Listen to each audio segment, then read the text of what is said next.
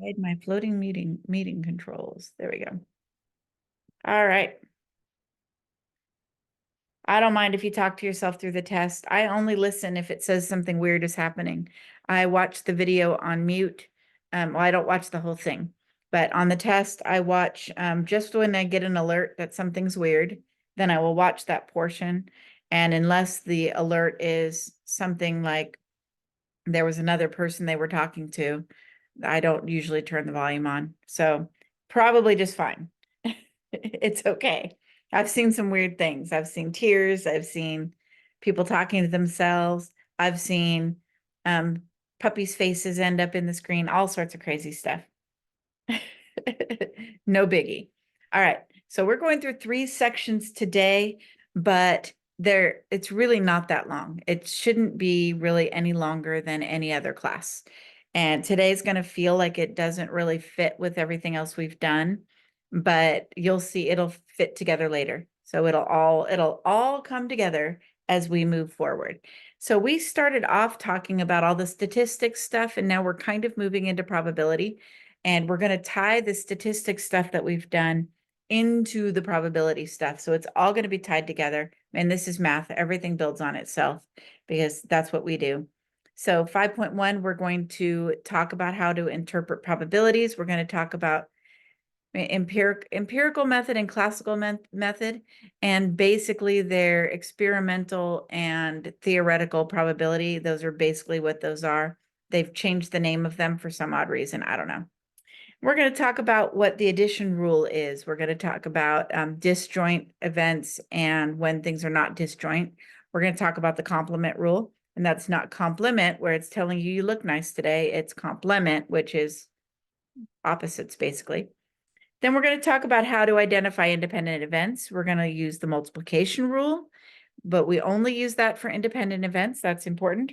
That will remain important right there. And then we're going to compute at least probabilities.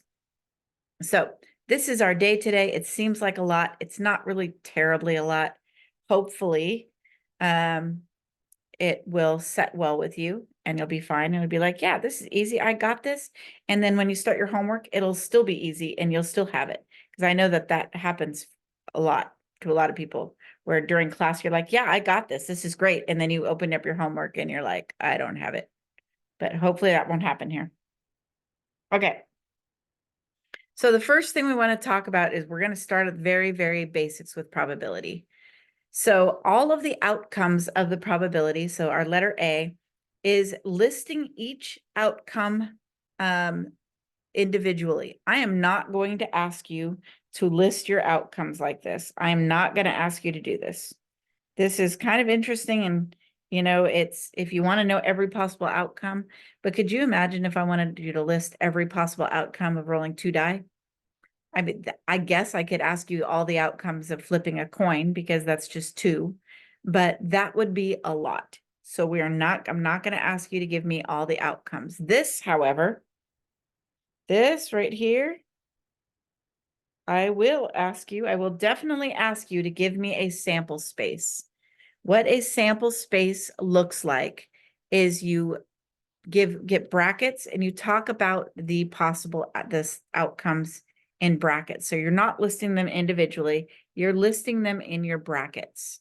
So if I was asking you, I wouldn't ask you for something super large, but if I was asking you rolling 2 die, which I wouldn't do this because there's 36 outcomes, you would like list it. I'm going to just start it and then I'm not going to go. So you would have 1 and 1, and you'd have 1 and 2, you'd have 1 and 3, et cetera, et cetera, et cetera, till you got to all possible outcomes. But see, you'd have 1 and 2, but you would also have 2 and 1. Those would be 2 separate outcomes.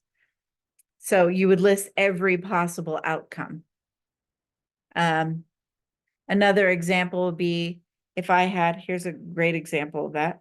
Let's say that somebody is having, they're going to have 2 children. What is the sample space of all the possible outcomes as far as gender goes? So it could be like this. So they could have boy, boy, they could have boy, girl, they could have girl, boy, or they could have girl, girl.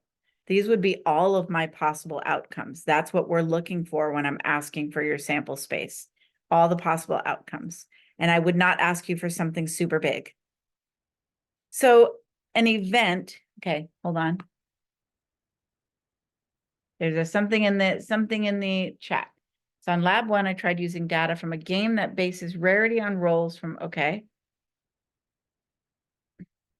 Oh, okay.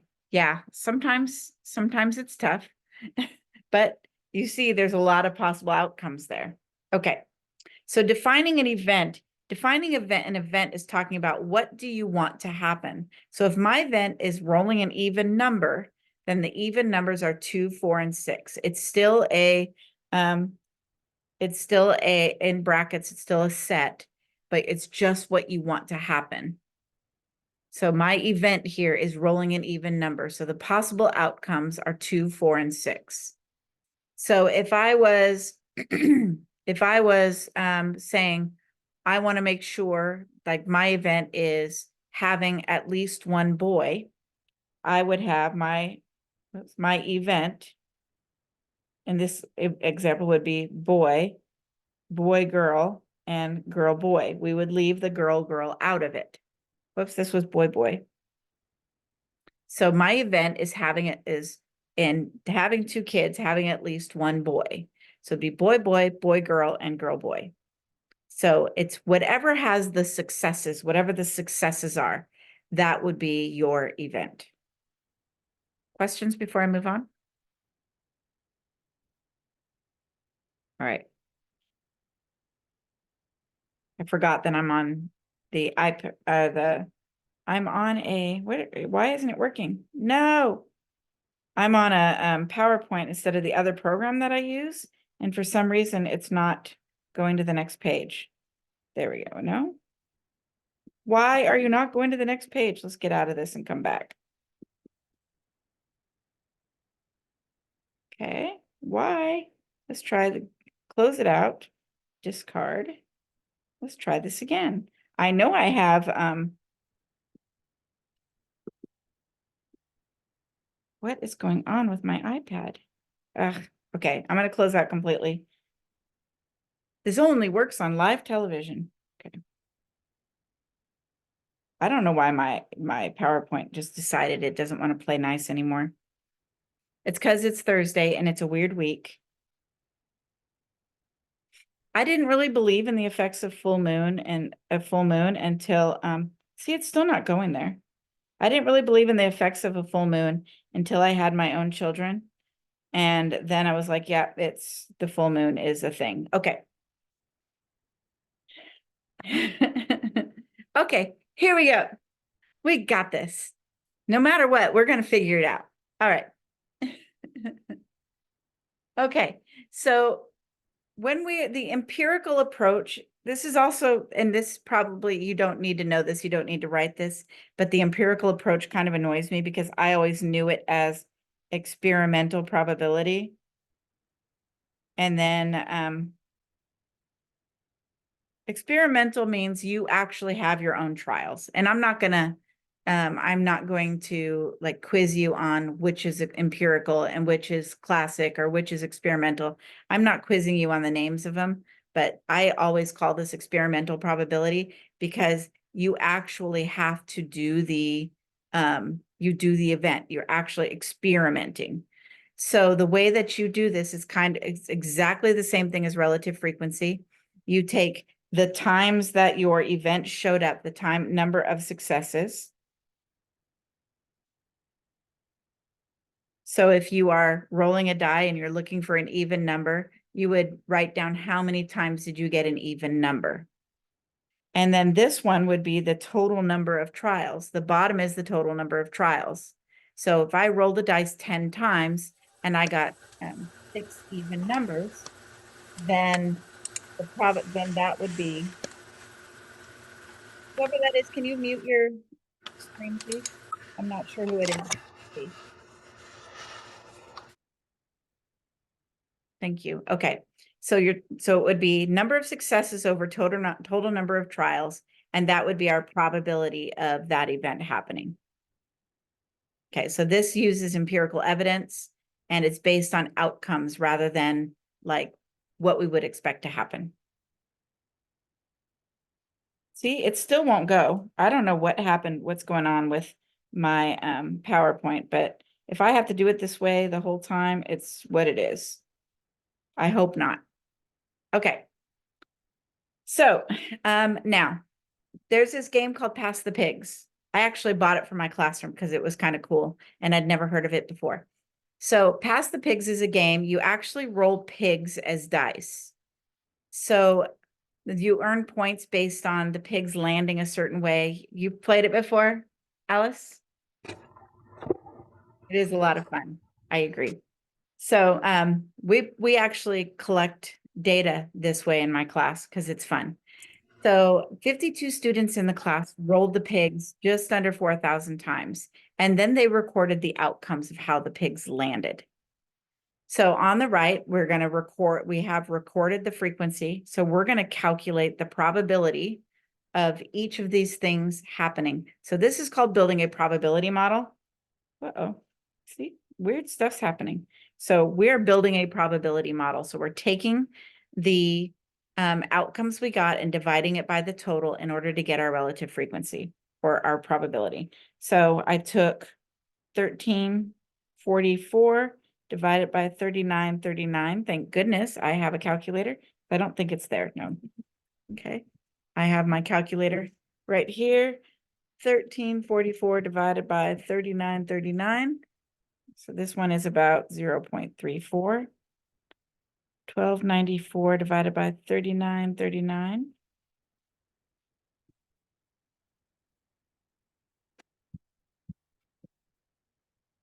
0.32, 33.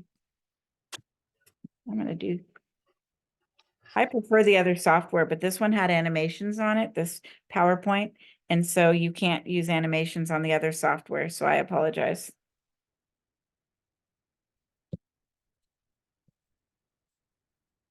So 19.91194.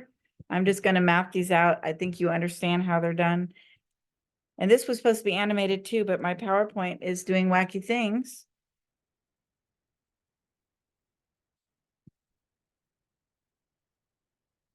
Okay, I can math. One more. All right. So this is my frequency, my probability model. So this is the probability model, and we are created our probability model. So we can see that rolling a snouter, there's about a 3% chance of rolling a snouter. That is really small. Why isn't it working? Okay. Oh, look, it did. I don't know how I did it. I don't know how I got it to work, but now Probability of an event. I don't know. Probability of an event. I'm going to try to. E is approximately the number of times. Can I don't know who's talking, but can you mute your mic, please? I can't get to my tools for my Zoom. Let me see if I can get to those. Okay, let's just mute everybody. Oh, will it even let me? There we go. All right. Okay, so we're going to go back to the other page if I can get to it. Nope. I don't know why it's not working, my PowerPoint. That's really weird. I've never had this happen before. Okay, so the data on the table, why? You know what I'm going to do? Okay, I'm just going to, okay, we're just going to have to do it from here because it's really annoying me. I don't know why it's not working. So we have our pig data right here. And the next slide asks us, what is the probability that a thrown pig lands on the side with dot? I'm going back to here, side with dot right here. It's about 33%. There's about a 33% probability that it's going to land on the side with a dot. And this is based on our empirical evidence, based on our own experiment. The next question asks, would it be unusual to throw a leaning jowler? So take a look here. The leaning jowler is right here. This is less than 1% chance. Come on. Less than a 1% chance of landing on a leaning jowler. So yes, it would be unusual. An unusual value is anything that happens less than 5% of the time, because we've already determined that anything within 2 standard deviations of the mean are usual. Anything outside of 2 standard deviations of the mean are outliers. Therefore, anything that happens less than 5% of the time is an outlier. So I'm saying there's a chance. Yes, you can roll it. It's just unusual. I have rolled one completely by accident and not when I was supposed to, but you can roll one. Okay, so it's not 0. The chance is not 0. Just like the chance of Keanu Reeves knocking on my door sometime in the next 30 days is not absolutely 0, but it's probably as close as it possibly could be. But I can tell you the chance of Patrick Swayze knocking on my door within the next 30 days is 0. That helps. I think it's pretty much 0 Keanu Reeves knocking on my door. Okay. So if you have printed this out, I would like you to make a probability model of this data right here. If you didn't print it out, feel free to math it out if you'd like. This is 200 people. We asked 200 people their means of travel to work. So go ahead and start ahead of me, and I will work behind you in a moment.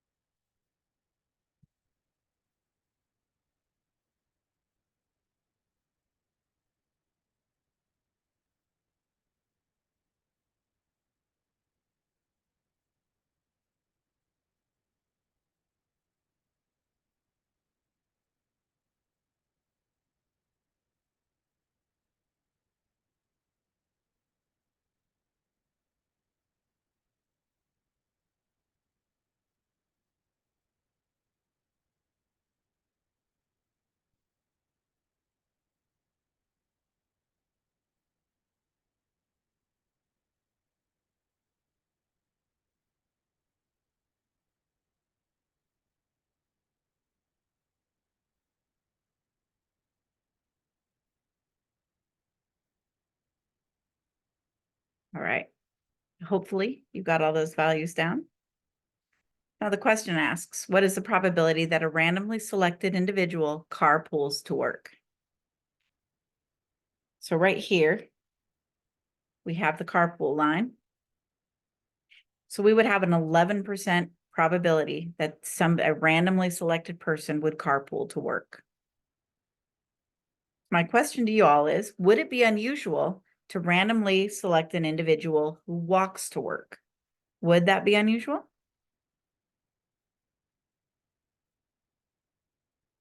Yes, you're right. It is definitely unusual because it only has a 2.5% probability. That is a highlighter.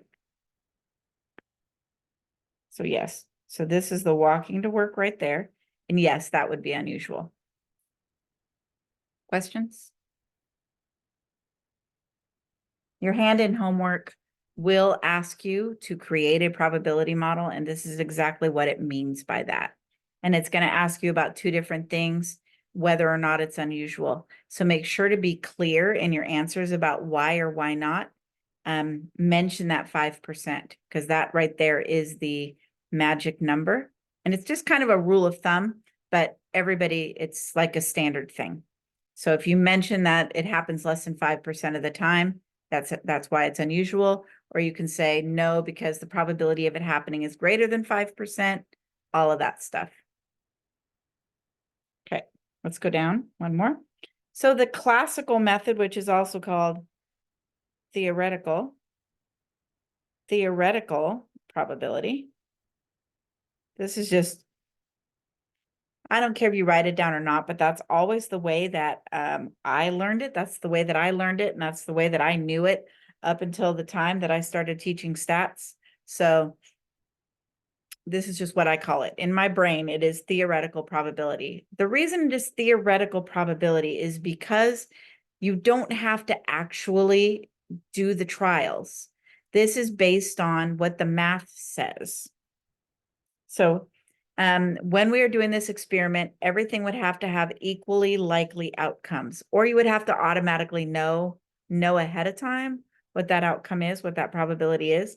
But if it did that, then we wouldn't be mathing it. So if we have equally likely outcomes, we can just math it out and say, this is what the probability should be.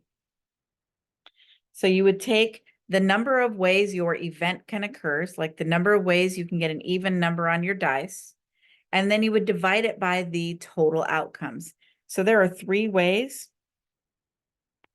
There are three ways that I can get evens on the dice, and there are 6 possible outcomes. So my probability would be 1/2 or 50%. You don't actually have to perform the experiment, you just math it out. Questions? All right. Okay, so suppose we have a fun-sized bag of M&Ms, has 9 brown candies, 6 yellow candies, 7 red candies, 4 orange candies, and 2 blue candies and 2 green candies. So that's a total of, let's see here, there's 13, 22, 24, 26. Did I count that right? 15, 22, 26, nope, 28, 30. That's 30. It's 30. I missed one. So that's 30 candies. So we want to know the probability that it is yellow. So the probability of taking each candy out of the bag is the same for each one. And we have, I have 6 yellow candies. Therefore, it would be 6 out of 30. If we simplify that fraction, it's 1/5 or 20%. So now we need to know the probability that it is blue. So blue candies, there are 2 blue candies. So it is 2 out of 30 is blue. Simplify that fraction. I am absolutely okay, like personally for my own, like if you're taking a test or something I'm manually grading, or if you are creating your probability model, I am okay with you giving me simplified fractions as your answer. Same thing, there's the rest of that homework assignment. Simplified fractions are absolutely okay. Please make sure they're simplified. Did I show you guys how to simplify using your calculator? And obviously you should know how to simplify a fraction, but there's an easy way to do it with your calculator. Did I show you that? You wanted me to show you? Okay, let me finish this and then I'll show you, okay? It's just a super fast way. And yes, we all know how to simplify them, but if your calculator can do it, why not make it, right? Okay, so let me finish this. So 1 divided by 15 is approximately 0.067, so about 6.7%.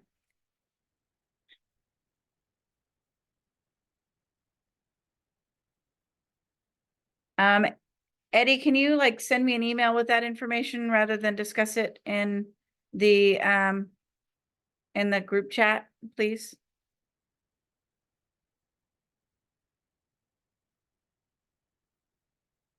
No, it's good. I just that's just I just don't like to discuss students' personal stuff like that in group chat, privacy issues and all that.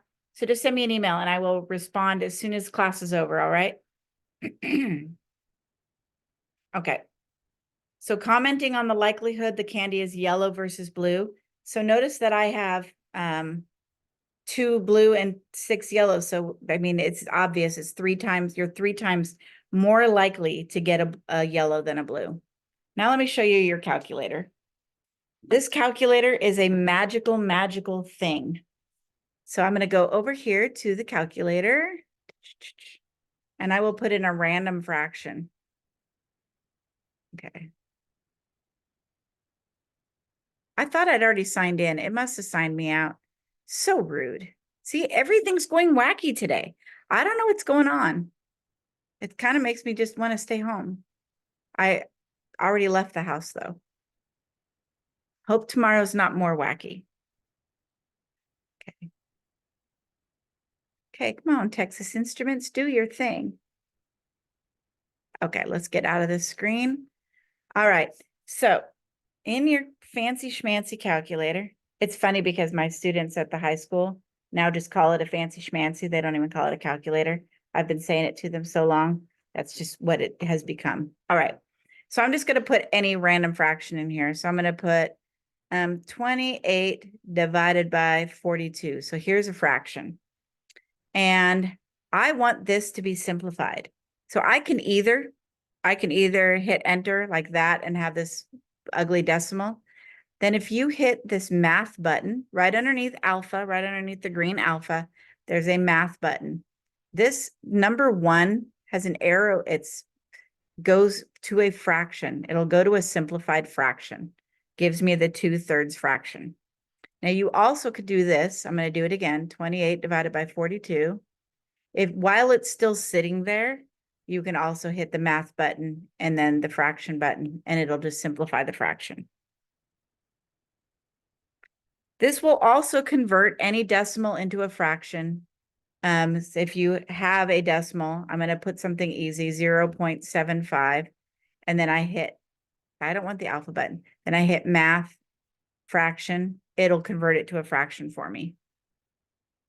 It does all of that magical, magical stuff for us. Questions? Is that cool? Yeah. See, that's the cool emoji right there. This is a pretty cool feature. This calculator is amazing. I learn something new pretty much every term, and it amazes me how much cool stuff it can do. All right, back to the class. Okay.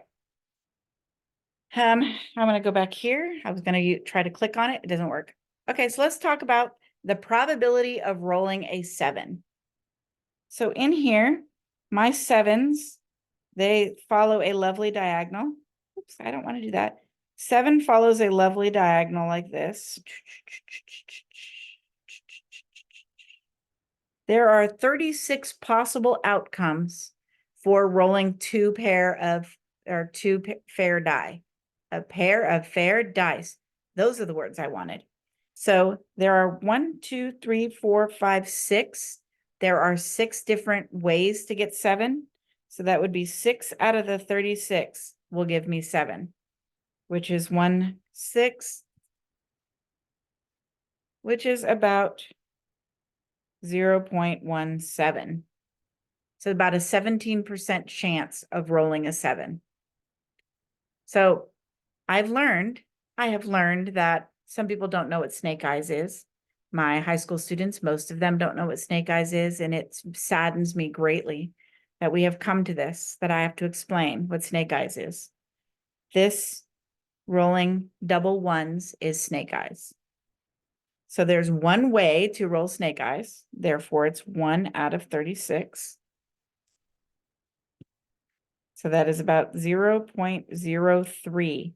It would be unusual. Doesn't it make you feel old? I know, isn't it terrible? Anyway, so there's one way to roll it. So there's about a 3% chance it would be unusual to roll snake eyes. So the comment of rolling 7 versus a 2 is it's about 6 times, you're about 6 times more likely to roll a 7 than a 2. Questions before we move on to the next section, the next 5.2, that we're done with 5.1. It's over. Survived. Okay. Let's go to 5.2. See, look at you. You're all surviving. You're doing so great. Good question. Okay. How are you figuring out what the probability is? Like you're saying it's 6 times more likely to grab a 7 than you are to get snake eyes. How are you doing that math? It's really just, stop it. It's really just, there's 6 here. There's 1 there. There's six more ways to get a 7 than there are to get a 1. That's really it. Okay. I know it seemed like you're like, what is this fancy magical math that she's doing? It's not. There's just 6 more. There's 6 times as much. Okay. Good question, though. 5.2. Okay. So two events are disjoint. Why is it not like, it's not like in my pen. Nothing's going right here today. Yeah, just easier to, yes, exactly. Okay. 2 events are disjoint if you have no outcomes in common. We can also call that mutually exclusive. So 2 things are mutually exclusive if they can't happen at the same time. I can't flip both a heads and a tails at the same time because they are mutually exclusive. So if 2 things can't happen at the same time, they're mutually exclusive. So if I roll a dice one time, it can't be both 3 and an even number. So there's no overlap. So for disjoint events, if 2 things are mutually exclusive or disjoint, you calculate the addition rule, or sometimes I call this the or probabilities, because if you see the word or and the events are disjoint, we use addition. If you see the word or, we use addition. This is the way you remember it. Or means addition. You just add the 2 probabilities together and you call it good.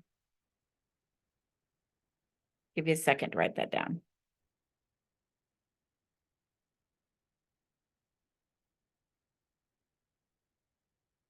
Right. So if I had 12 disjoint events, none of them were related to each other. If it was like the probability of, like, if you had a 20-sided dice and the probability of rolling a 1 or a 2 or a 5 or a 7, those are all disjoint, then you would still just add all of their probabilities together. If they're all completely disjoint, you'd keep adding them together. Doesn't matter how many you have. So our probability model here shows the distribution of the number of rooms, and I'm assuming that's bedrooms, in housing units in the US. I mean, maybe it's not. Maybe it's just rooms, because you could have less than 1 bedroom if it was a studio. So I'm assuming it's like total rooms, maybe. Okay, so you can see that a 1-room housing unit would be 1%. So that must be all the rooms. I don't know.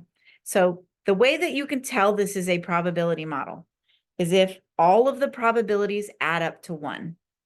So if all the probabilities together add up to 1, then that's one of the things you need to look for. And I don't know if I have I don't. Okay. I'm going to write it on here then. All add to 1. All add to 1. This is the first thing we need to look at to verify it's a probability model. If they all add up to 1, if you make a probability model and you've had to round some numbers, you could be slightly off of it adding to 1, but as long as you're really close, you can say, yeah, that's a probability model. I just rounded, because you're usually going to be like spot on. The other thing, the second thing, all probabilities are between 0 and 1, but you can include 0 and 1.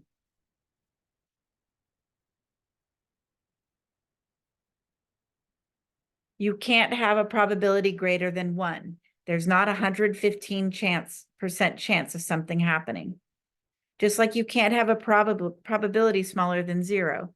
You can't have a negative 25% chance of something happening. So probabilities are all going to be between 0 and 1. These are, and just trust me, they all add up to 1. See this right here? This is showing that I'm adding them all up and they all equal 1. So these are the 2 things you need to look for. I believe that there's some questions on the homework that ask you this question. whether or not something is a probability model. So those are the two things you need to look for. I'm going to give you a second to write those down.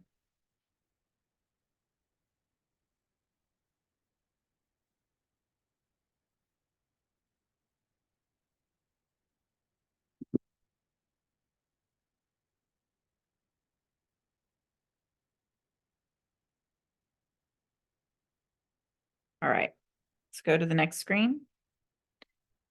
Okay, so we want to know the probability that if we randomly selected a housing unit, that that it would have either 2 or 3 rooms. Uh-oh, stop it.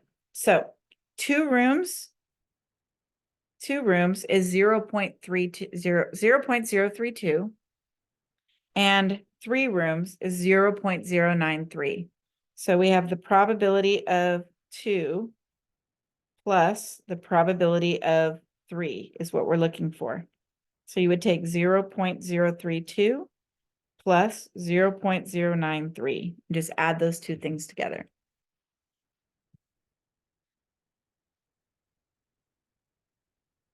I have 0.125. So there's about a 12.5% probability that a randomly selected housing unit has either 2 or 3 rooms. Questions?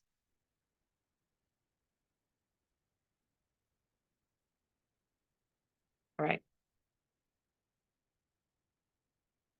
So even though things are messed up, it's still working better. It's still working okay. All right, let's take a look.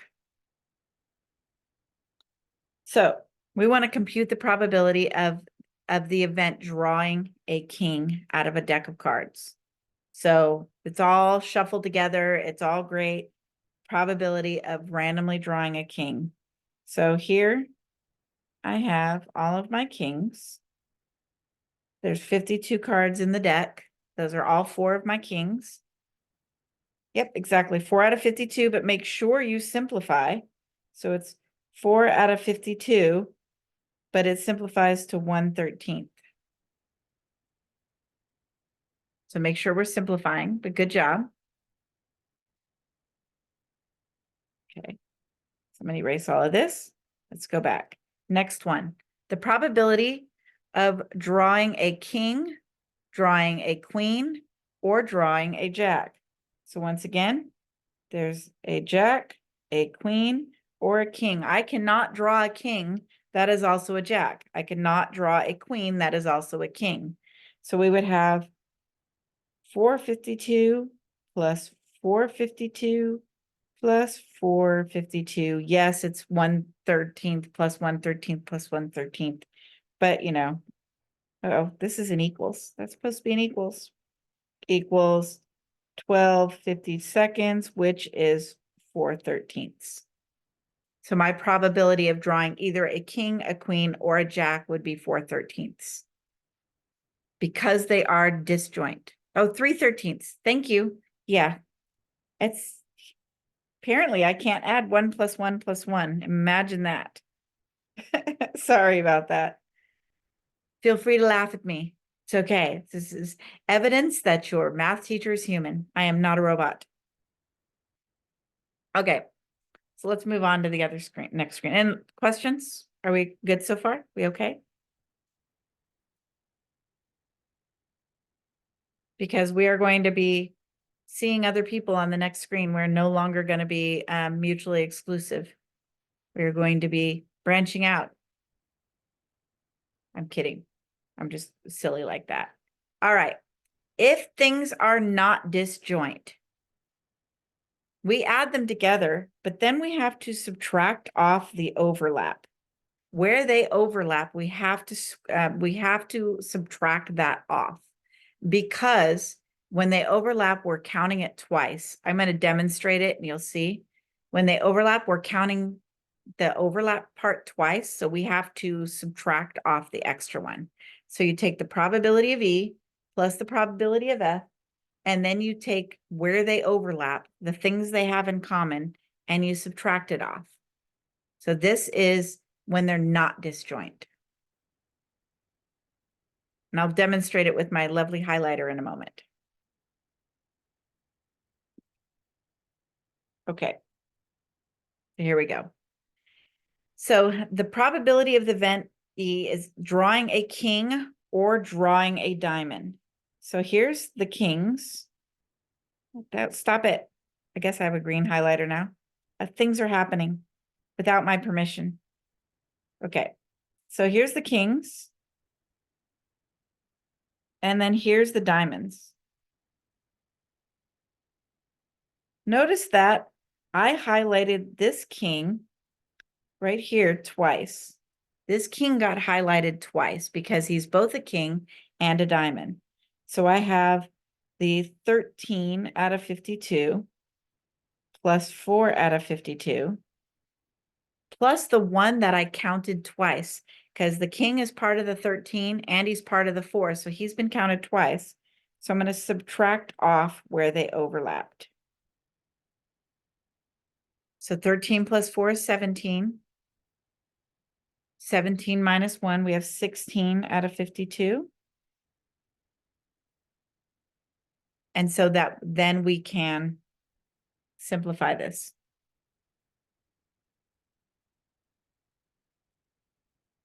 Is that right? Divide them both by 4, get 4 out of 13.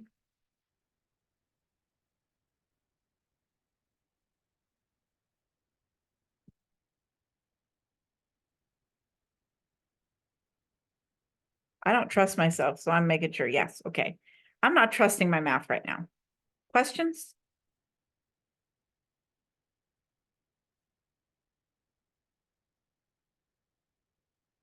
Okay.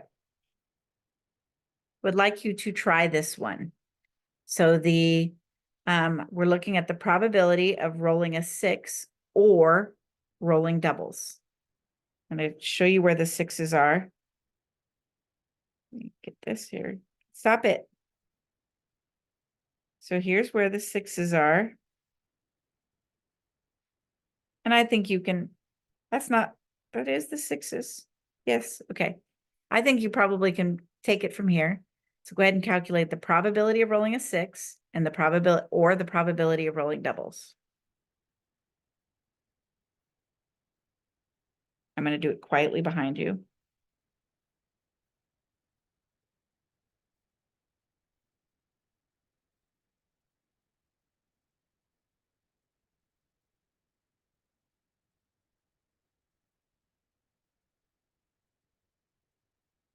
Oops, that's not right. I did something wrong. Don't listen to me. Yeah. Here's my doubles.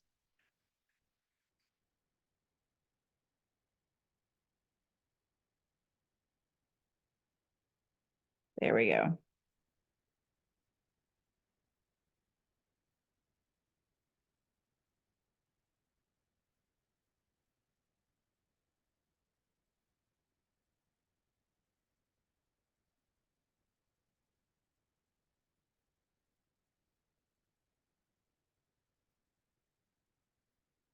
How'd we do? Apparently I didn't do too well. I messed up first, but questions? Oh, good. Got a yippee. Then you must have got it. Either that or you just like to yell yippee. Good job. Questions before we move on to the complement rule? Yippee is kind of a fun word. Yeah. All right.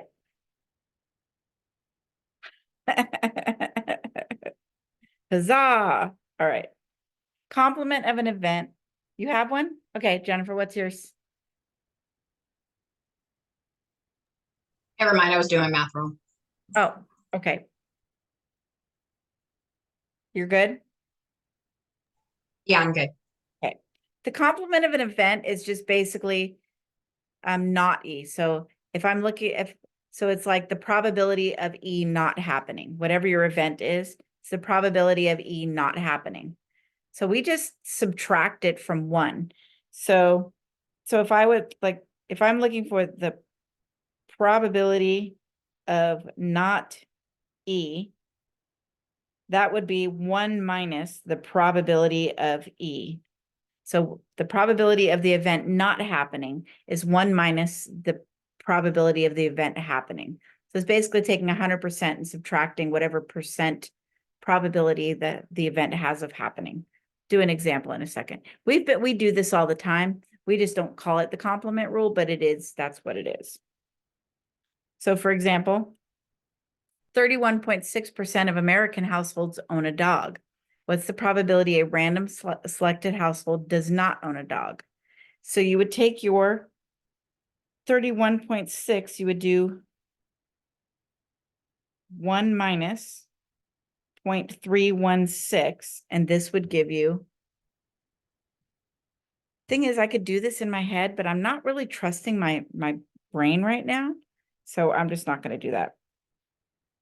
So there's a 68.4% chance of randomly selecting a household that doesn't own a dog. So all you're doing is subtracting it from 100%, subtracting it from 1. That's the complement rule. Questions? Sometimes we use the complement rule when we don't want to add up a whole lot of stuff. And so we'll use the simpler way and work backwards. And that's used a lot. And we're going to use it in the next section when we're doing at least probabilities. The complement rule comes in really handy. All right. So there are a total of 318,800 people in Hartford County. I don't know what state it is. Maybe it's Connecticut. Sounds like it might be Connecticut. The probability a randomly selected resident will have a commute time of 90 or more minutes is about 1.5%. We mathed it right there. So if I'm looking for the probability that a randomly selected household would have a commute time of less than 90 minutes, I don't want to add all of those values up. So instead, this is where complement rule comes in handy. So if I was asking you, what's the probability a person has a commute time of less than 90 minutes? I'm going to write it down here, maybe. Probability less than 90 minutes. Then I would do 1 minus the probability of 90 minutes, because I don't want to add all the rest of those up. So 1 minus, I'm running out of room for math. Sorry about that. 0.015. Yes, I know I could do this in my head. I just don't trust myself. Is equals 0.985. So there's a 98.5% chance you would randomly choose a person whose commute time is less than 90 minutes. Does that make sense? See, we do this math all the time. We just didn't have names for it. I mean, we're always doing stuff like this in our head, right? It's like day-to-day life. Maybe not. I could be weird. I mean, I'm definitely weird, but I could be weird about this too. I mean, only a weird person would major in math. So there you go. Okay. Here's one for you. It's 25% of a deck of cards has a suit of hearts. What's the probability you will not draw hearts if you randomly draw a card? This should be super easy in your head math. I'm going to write it out. Right, good. Even though you don't really need to write this out to get it, because we're all like, yeah, I know, duh, it's 75%. I'm still going to write it out because this is what we do when we teach a class. We write out the obvious, especially if we're using a pink pen. With a pink pen, you always write out the obvious. Or sparkly pen. Did you guys like the sparkly pen? It was kind of cool, wasn't it? Okay, sorry. I'll go back to pink. Moving on. We are now done with 3.2, and you survived. All we've got left is 3.3. And look at that. 5.3. 5.3. We're done with 5.2. We're at 5.3 if you keep track of that sort of thing. And you all survived. You're all here. Good job. Proud of you. Okay. 2 events, E and F, are independent. So independent is really important in this section. If they're independent, it means that the probability of one thing happening doesn't affect the probability of the other thing happening. Like, for example, if I roll a dice and flip a coin, the probability of rolling a 6 on the dice and the probability of getting a heads on the coin do not affect each other at all. Unless I'm sure that there's ways to make them affect each other. They're dependent if the occurrence of event E affects the probability of event F. So one of the things that would make it dependent is the probability of, let's see here. So the probability of getting a king after pulling a 7 out of the deck of cards. So the probability of pulling a king out of the card without replacing it and pulling a 7 out without replacing it. So if I didn't replace it, it changed the probability of pulling the 7 out because there's one less card in there.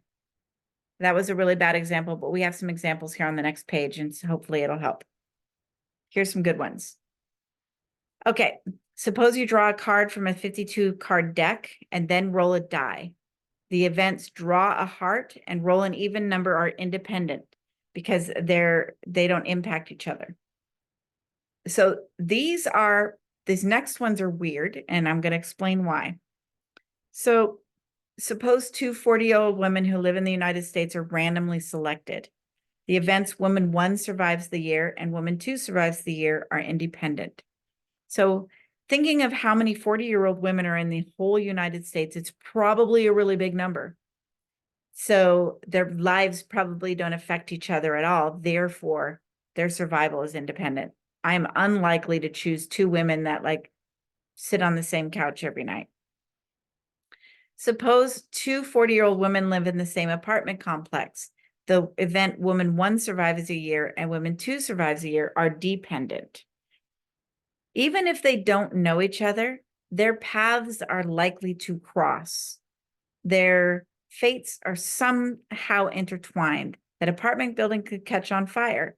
Woman 1 could leave something on the floor that woman 2 trips over. Their lives affect each other, even if they don't know each other, because they're in the same apartment building. So we can't say that they're independent. And this is it's like a stretch example, but it's still, you have to think about stuff like that. Can one thing affect the other? Yes. Questions on independence?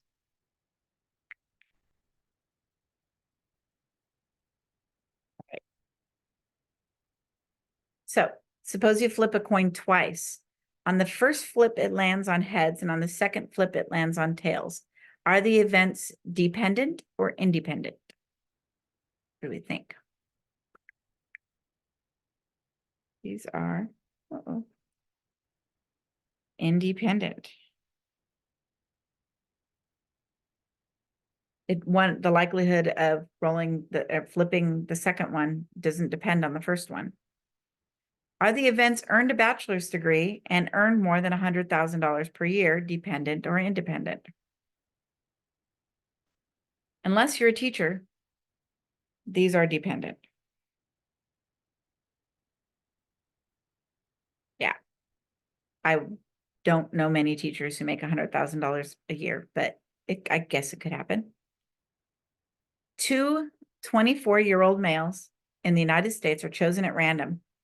Male 1 gets in a car accident during the year, and male 2 gets in the car accident during the year. Are these independent or dependent?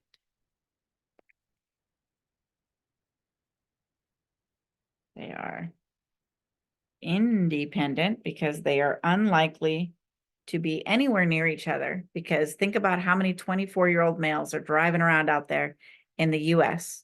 They're unlikely to be affecting each other. Now, if they lived in the same apartment building, then they would be dependent because they could crash into each other. Who knows? Right. Any questions on that? Are we feeling okay? Yes, that was directed directly at you, Quentin, because I just now found out you're a 24-year-old male. I did not know that. So I wrote this question 8 years ago to target you today. My work here is done.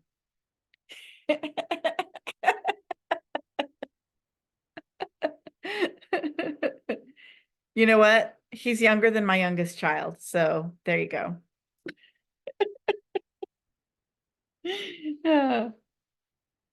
My youngest child just turned 25 at the beginning of April.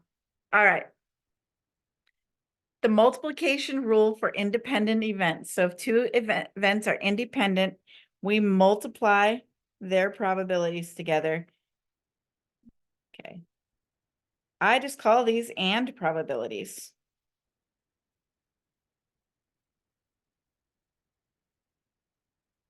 And probabilities. Oh, okay. So you're only about like 9 or 8 months younger than her. Okay. So these are and probabilities. These are if they are independent events, you multiply them together. So many of the times, if you get things in the table, if you get things in a table, they are not independent. So you are going to do in your, yeah, you're barely a 90s baby, Quentin. You're barely. Anyway, so if two, you may get a table, there's one in your hand in homework that has to do with taking a placebo or taking headache medicine or whatever. Those things are not going to be independent. You're not going to be able to use the multiplication rule. So think about the scenario you are given to determine if they are independent or not. And most of the time, basically all the time, if they are not independent, there will be another way to calculate that probability. And it's almost always a table. 99% of the time, it'll be a table.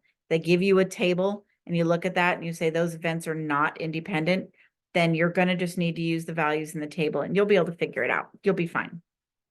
But I just wanted to point that out. What the heck? I didn't even touch the screen. Okay.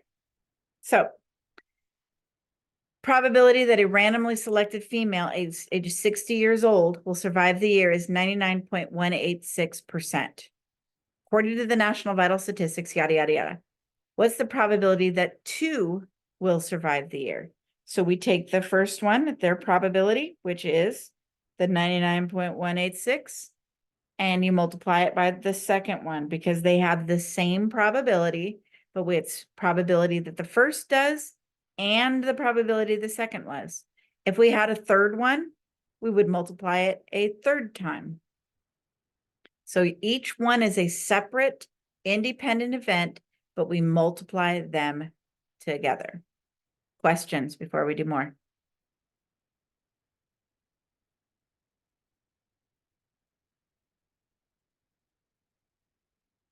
Right.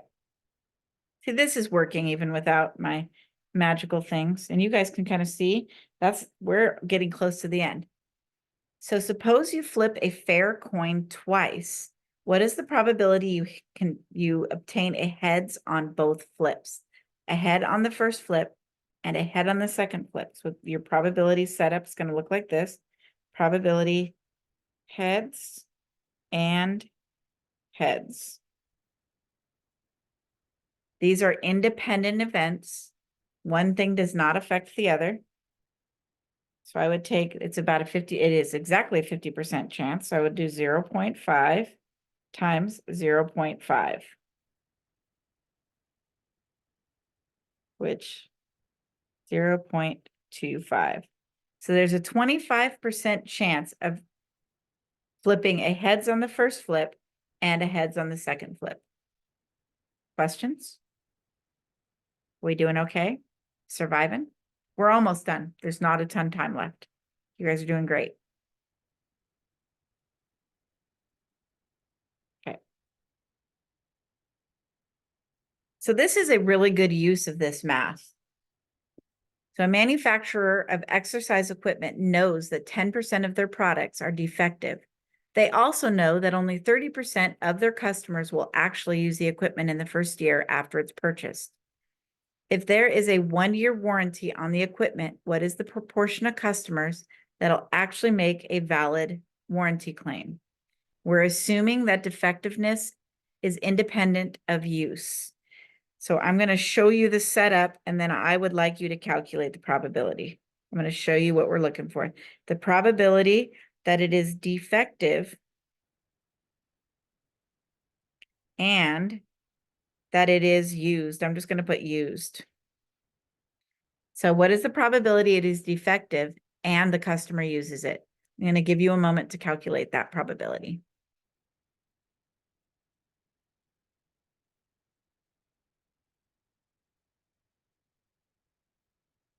Better color. There we go. Let's see. We'll do 0.1. That's too fat. I don't want that fat of a pen. Okay. Sorry. 0.1 times 0.3. Oh, I should have been quieter about that.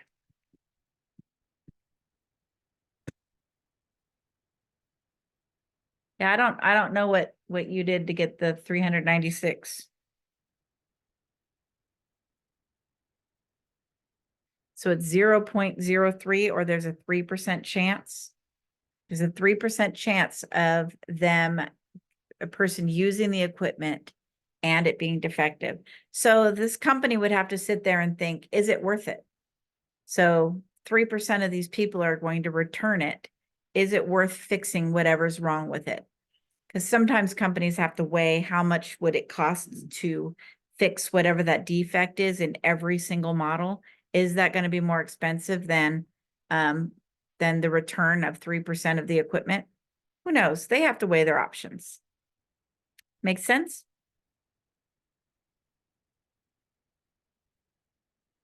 Okay.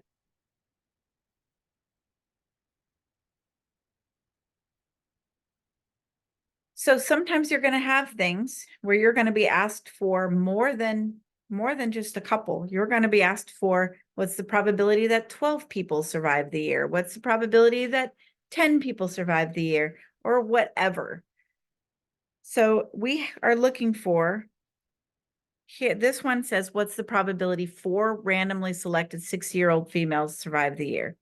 We could, so it's the probability 1 and 2 and 3 and 4 survive. So I could do it this way, but this would be really annoying. I don't want to put all of this into my calculator. I mean, I don't really want to write it either, but it's kind of making a statement, how long it's taking me to write it. Instead, why don't you just do this? 0.99186. Actually, let me get rid of I need to get rid of this part right here. To the 4th power. If you don't know how to use this fancy schmancy calculator, it's like this. Caret 4. The caret is right under the clear button. That's how this is how you would put it in your calculator. So you use the caret button for the exponent. So 0.99186 to the 4th power. It gives me approximately 0.9678. Did we all get there? That's called a caret. I know that people call it a chevron. They call it a weird arrow, but it's technically called a caret. So it's about a 96.78% chance that all 4 of the randomly selected females will survive the year. So definitely use the exponent if you need it. All right. Next thing I'm going to do is at least probabilities. I think so. Yes. Well, we're going to get there. I want to make sure, are we okay? Are we hanging in there? There's 2 more slides left. Are we okay? Okay. So I'm going to need these gentlemen, 24-year-old gentlemen, Quentin and his homies. I need them for this problem. So Oh, yep, this is the at least probabilities. So we need to know the probability that at least one male out of 1,000 age 24 years and up will die during the course of the year if the probability that a randomly selected 24-year-old male survives the year is 0.9986.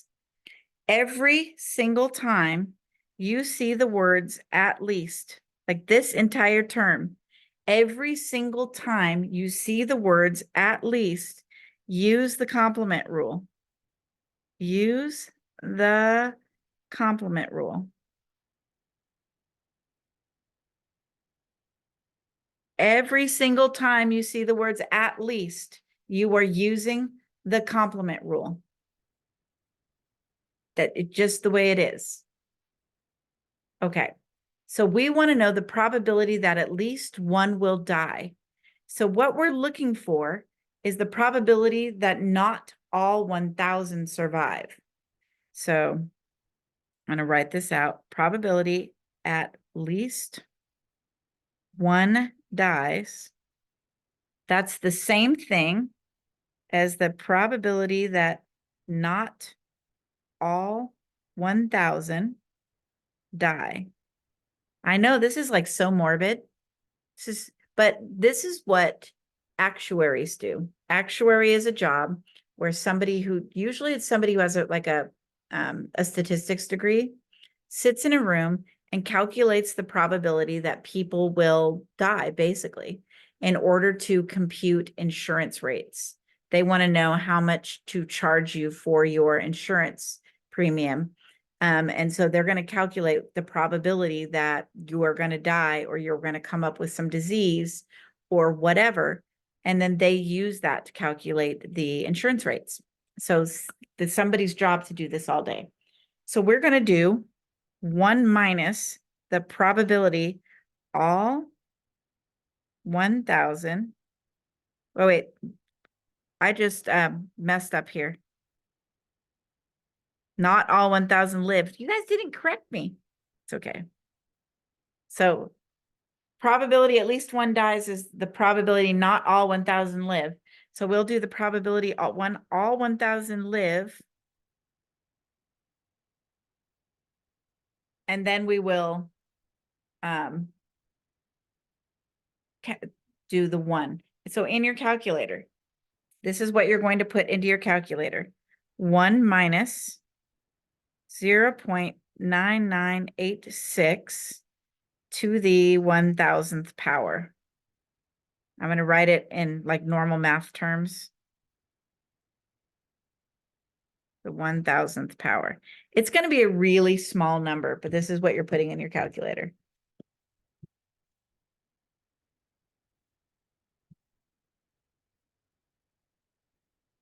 Maybe not. It's really not that small. I thought it was going to be smaller than that. I don't know why.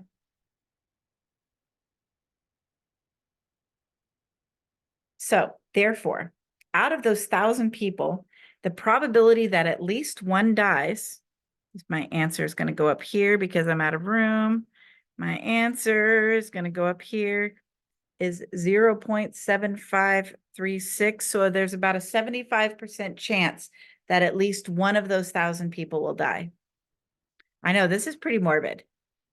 Questions? We're going to do another one. Questions?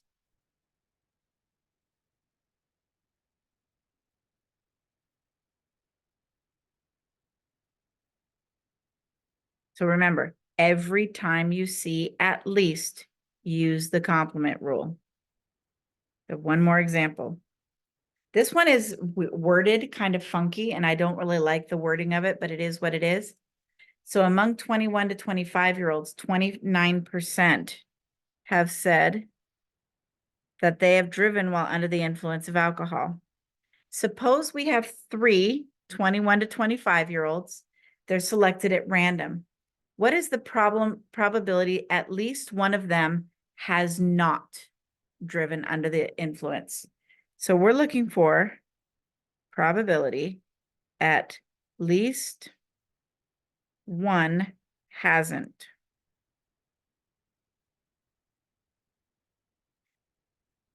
So the probability at least one hasn't means that at least one didn't means the probability that not all have, right? This equals the probability that not all have. I mean, I could write the whole sentence, but I think you get the picture. So you're going to calculate the probability, 1 minus the probability all 3 have. Go ahead and try that. I'm going to work behind you. See if you can figure this out.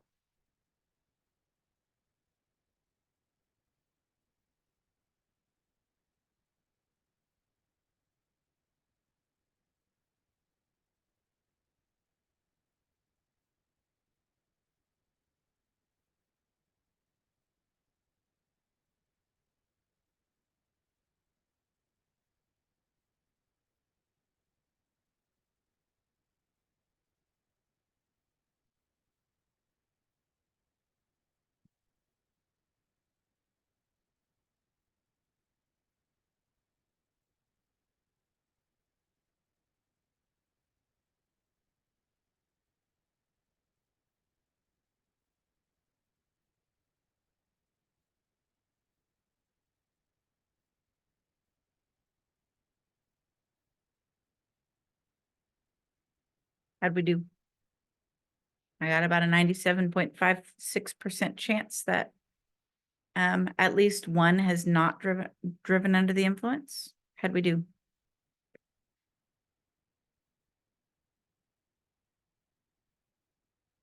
Okay.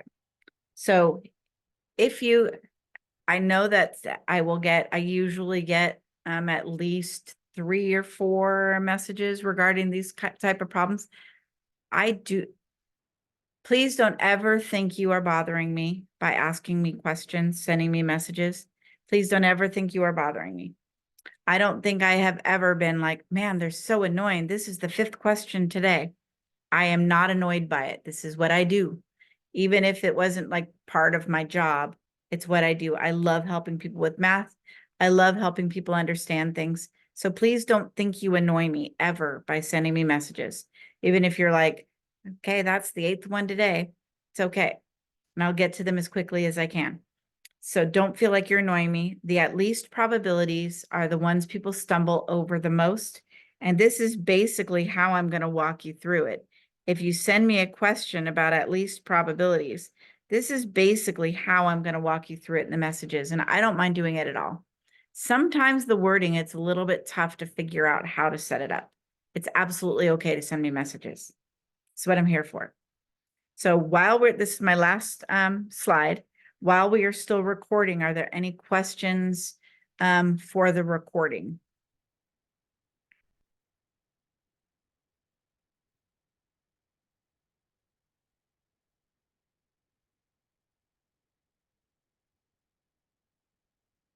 All right, I'm going to stop recording.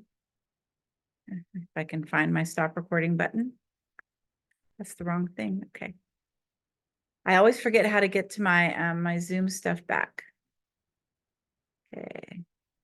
Stop recording. There it is.